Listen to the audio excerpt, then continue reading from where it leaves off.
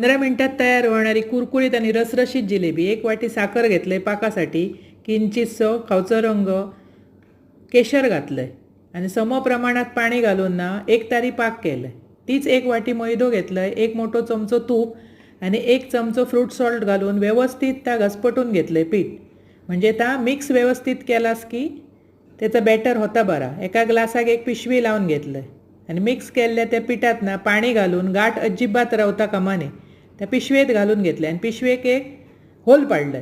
तोपर्यंत मी तूप कडकडीत तापत ठेवले, कारण मी तुपातले आज जिलेबी करतोय. हे एकदम खमंग असे व्यवस्थित ना कडकडीत तूप तापवायचं, नाही तर ते चेपाटतात आणि असे केलास की रसरशीत होतात आणि त्याच्यात रस पण मस्त लागतं. म्हणजे साखर बरी येतात त्याच्यात बरा आणि गरम गरम ते पाकात घालायचे.